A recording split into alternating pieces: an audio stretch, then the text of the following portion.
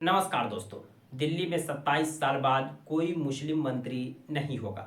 जैसा कि आप जानते होंगे 8 फरवरी को दिल्ली विधानसभा चुनाव के रिजल्ट आए और इस रिजल्ट में बीजेपी 27 साल बाद दिल्ली में सरकार बनाने जा रही। इस रिजल्ट में सबसे ज्यादा चौंकाने वाली बात यह रही कि जहां आम आदमी पार्टी को एक करारी हार का सामना करना पड़ा और बीजेपी फुल मेजोरिटी से सरकार बनाने जा रही है। बीजेपी 70 में से 48 सीट जीतने में सफल रही, लेकिन उस 48 में से एक भी विधायक मुस्लिम समुदाय से नहीं जीत कर आए। पिछले 27 साल की बात करें, क्योंकि 27 साल बाद बीजेपी की वापसी हुई है। 27 साल पहले 5 साल के लिए बीजेपी की सरकार बनी थी, तो 27 साल बाद बीजेपी की वहां सरकार बनने जा रही है। बीच के 27 साल में 15 साल कांग्रेस की सरकार रही शीला दीक्षित जी के नेतृत्व में, और 12 साल आम आदमी पार्टी की सरकार रही अरविंद केजरीवाल के नेतृत्व में।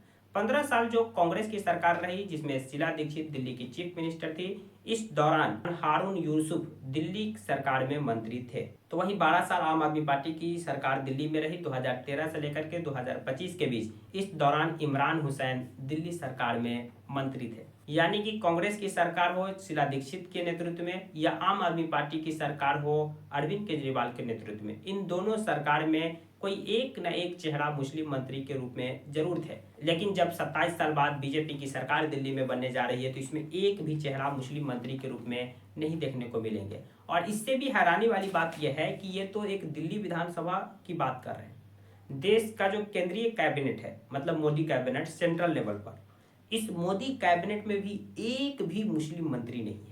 अल्पसंख्यक मंत्रालय की जिम्मेदारी भी नॉन मुस्लिम को मिली हुई है। शायद स्मृति ईरानी इस समय अल्पसंख्यक मंत्रालय की जिम्मेदारी संभाल रही है। तो यानी कि मोदी कैबिनेट जो सेंट्रल लेवल पर है, इसमें लगभग 84 के करीब मंत्री होंगे, और इन 84 में से एक भी मुस्लिम मंत्री नहीं है। दिल्ली विधानसभा चुनाव, दिल्ली में सरकार का गठन, एक भी मुस्लिम मंत्री नहीं है। और प्रधानमंत्री नरेंद्र मोदी सबका साथ, सबका विकास, सबके विश्वास की बात करते हैं।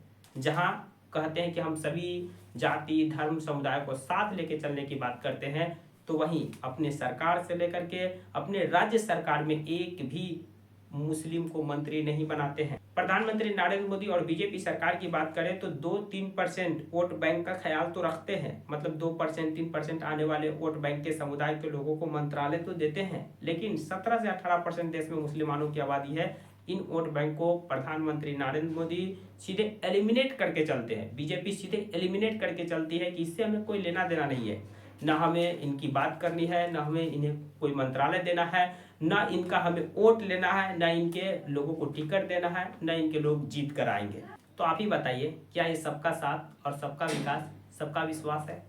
और यही नहीं, 2019 की बात करें, 2019 में लगभग बीजेपी ने 303 सीटें जीती थी संसद में। इस 330 में से एक भी सांसद मुस्लिम समुदाय से नहीं थे। जो भी मुस्लिम समुदाय से सांसद जीत कर संसद भवन पहुंचते हैं, वो या तो कांग्रेस या अदर क्षेत्रीय दलों के टिकट पर होते या निर्दलीय होते।